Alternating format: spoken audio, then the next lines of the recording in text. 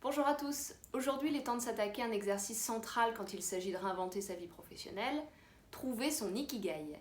Alors peut-être que certains d'entre vous sont familiers avec ce concept venu du Japon parce qu'il a été pas mal popularisé ces 2 dernières années par des ouvrages en développement personnel et des articles dans la presse.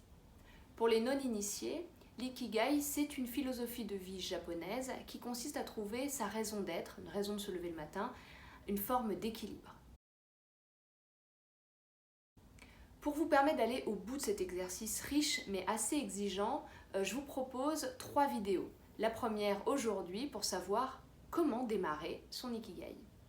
Littéralement, Ikigai c'est Iki la vie et Gai qui vaut la peine. Une vie qui vaut la peine d'être vécue, une vie dans laquelle on peut se dire je suis à ma place, je suis aligné. Les Espagnols Héctor Garcia et Francesc Miralles ont découvert cette approche alors qu'ils enquêtaient sur les secrets de longévité des centenaires à travers le monde. Et sur l'île d'Okinawa au Japon, ils ont découvert cette espèce de philosophie de vie qu'on appelle Ikigai, qui serait selon eux une des explications de la très bonne santé et de l'extraordinaire longévité des centenaires très nombreux à Okinawa. Moi, ce qui m'intéresse le plus dans l'Ikigai, c'est la relation au travail. Les personnes interrogées à Okinawa décrivent en effet le travail comme une source potentielle de plaisir et de développement personnel. Alors plus précisément, l'Ikigai, c'est la jonction et l'équilibre entre 4 composantes. La première, ce que j'aime faire. La seconde, ce dans quoi je suis douée. La troisième, ce dont le monde a besoin. Et la quatrième, ce pourquoi je pourrais être payée.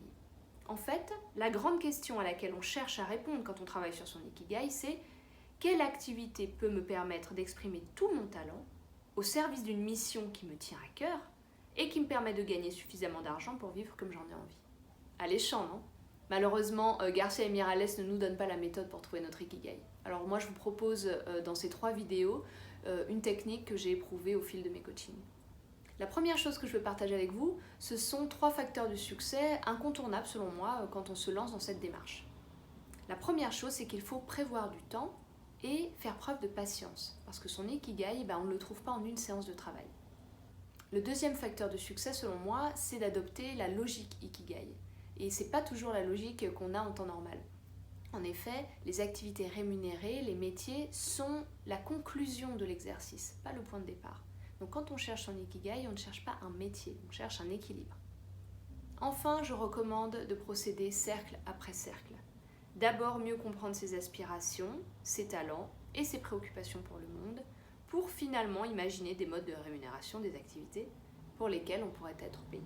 Alors justement, avant de se quitter, attaquons le premier cercle, ce que j'aime. Première option pour remplir ce cercle, c'est la spontanéité. Faites la liste spontanément de toutes ces choses que vous aimez. Mais attention, je vous recommande d'y répondre avec des verbes. Ça va vous permettre d'être beaucoup plus précis. Je prends un exemple, je pourrais dire j'aime la cuisine. C'est quand même plus précis de dire j'aime cuisiner pour mes proches ou j'aime goûter à la bonne cuisine. Et si la liste elle ne vient pas si spontanément que ça, vous pouvez faire un autre exercice, c'est de prendre le temps de vous observer, soit en refaisant le film du mois dernier, soit en tenant pendant quelques semaines un journal de bord. Dans ce journal, vous pouvez noter tout ce qui vous a procuré de l'énergie dans la journée. Alors on ne parle pas que d'activités de plaisir ou de jouissance, ça peut être des activités qui ont en fait été difficiles ou qui ont exigé un effort de votre part.